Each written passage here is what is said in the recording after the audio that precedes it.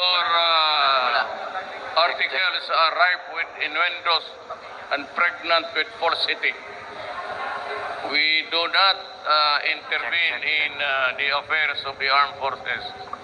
We are just an office that receives complaints or papers for reference and we transmit them to the proper agency. We do not get any money. We are not interested in that. Para sa alaman ninyo, you can stop your suspicious mind from roaming somewhere else. But since you are a fake news outlet, then I am not surprised that your articles are also fake. We can debate now. Tell me where is our lies, and I'll tell you where are yours. Anybody? Okay. First question po, Kasi for Pia Ranyada of Rappler. I am asking you, where are your sense of values going? Sir, earlier in your speech, you were saying that the issue with the SEC ruling is not an issue on press freedom. Galing But- ako ng flight, nagkatulog ako. Okay, sir. Sir, earlier in your speech, you said that the issue on the SEC ruling against Rappler is not an issue of press freedom. But at the same time, during your speech, you were giving comments about the media and about Rappler and Inquirer na sumusobra na kami. So what does that mean, sir? You say that this is not an attack on media, but you also have attacks on media in your own speech. Let me following give your you an position. example. Huwag na tayo lumayo. Your inquisitive mind goes beyond its normal proportions. Boom, ayun o. You know, I just, tingnan ninyo yung a daily dose of your medicine. Bongo intervenes in the 15 billion. Who gave you idea he can intervene? Where is his signature? Where is your statement? And where is your even a point of reference? Tumadata, ang dami na talaga sa akin. Ba't to? Alam mo, hindi ako mag-ibang puro bilyonaryo to. Sa totoo lang. Punta kayo dapat, tanongin niyo kung sino yan. Uy, itong mga ganito. It seems to appear na intervening because of bad money. The things that you are telling, it never happened. Pag magtangkap kami na gano'n, ipasa namin doon sa proper Justice Department, it goes to the Justice Department. If the subject matter here is about transportation, it goes to Tugade. Sir, first of all, you're digressing from the question. Secondly, we also got Sab Bongo's side before publishing the story. Yeah, nga. But even So- if it does that, even if I do or I do not know that tingnan mo yung headline mo. Is that really Sir, hindi po ako a nagsabi. work of a sensible person? Is not a military man an interview? What? You think you can convince Lorenzana and the guys there, you can bribe them? Or you would think that sila papayag kami ang mag-bribe in the way I talk, the way I've been firing people? Tapos tingnan niyo yung ano. What do you know about also the vote that Bongos intervened? Sir, as far as we're concerned, we've already addressed the issue of fairness on that article. Can you just answer, please, the question? Hindi kita maintindihan. Ano? Okay, what was the question?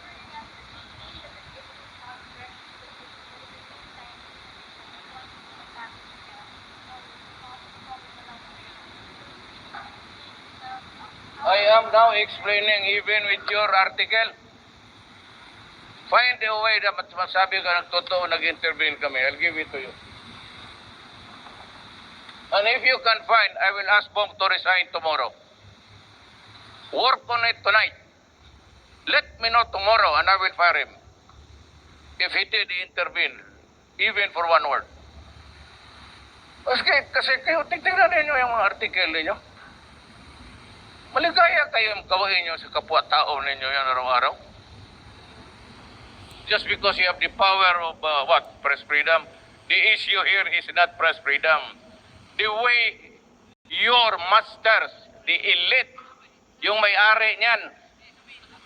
And you are not even constitutionally allowed to go into the media. With the pretext of ano yung depository. What kind of a salam of which is that?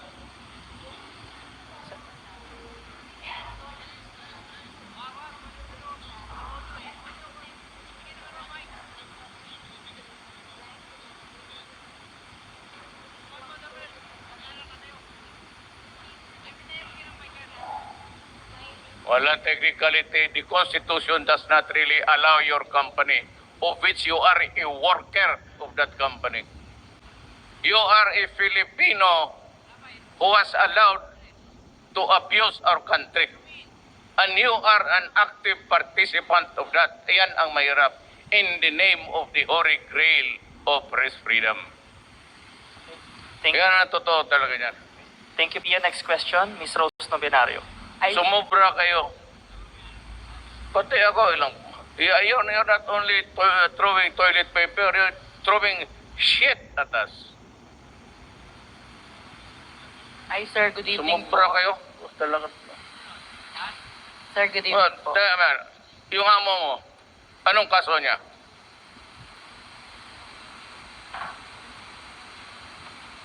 Why do you do research about people? Why don't you research about your own company you're working with? It's known to be a group of companies Lopez before. They borrowed billions from itong bangko na DBP. They never paid. You know what happened at the end of the day? It was condoned by the powers because they are the elite. Yan ang ano. Dapat kayo ang kalaban ng mga komunista, hindi kami. Inquirer, how long did you hang on to that goddamn Mylong? 50 years. Nag-expire na lang, they were continue collecting the rentals there when it was no longer theirs, money of the people. Tapos magsabi na poverty, sulat it's poverty. Kayo nga yan ang nakawan dyan. Kasi it's not a question of press freedom. It's a question of abuse and protection by the elite of this country to hold the power. It's about time that kayong mga mayaman, utang ina huminto kayo kakaabuso ninyo. Ginagamit na yung media eh. Pag nagpapakalin niya kayo ng inquiry, yung pala magnanakaw kayo. Ito naman si Hinares from a billion taxes. Why don't you trace that up? Nagpagdating kay Hinares, naging 8 million na lang. Kaya sabihin ko kay sa BIR, ipakuha ko. Karami yung skeleton in the closets. It's a it can contain almost 1,000 warehouses. Ms. Rose. Bastusan tayo. Pero kayong mga yaman, hindi kayo makakalamang sa amin. Wala kayong makuha sa amin.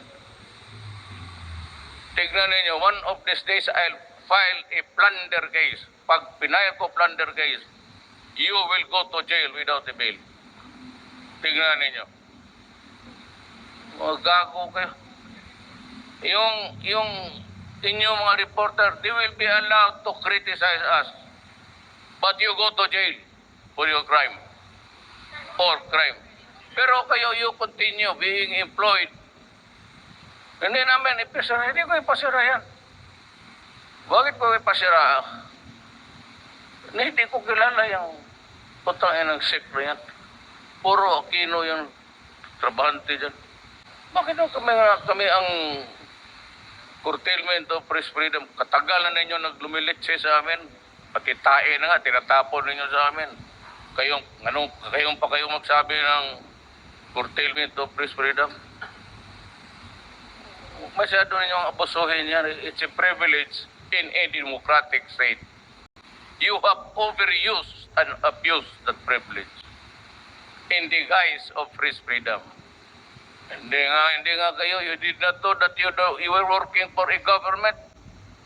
Who owns the property? It's not the Filipino. Anong pangalan yan? Hindi na kayo nahiya. Oh, no, of that.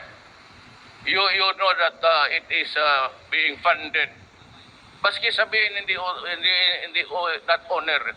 You are funded by foreign money. Are you not ashamed of that? No. Nandyan sa newspaper. Hindi voting. Hindi mo naintindihan ang corporation law mo. I'm not saying that they are investors, but their share than voting. But it does not say voting. The law does not say that. It is in the investment. Ano kan? Whether your share votes or not, that is immaterial. You have the money and that yung Rappler mo was being funded by a foreigner. And you had the call to attack people using foreign money. Yung sweldo ninyo, galing doon yan. Basahin mo ulit yung article ngayon. Today's newspaper.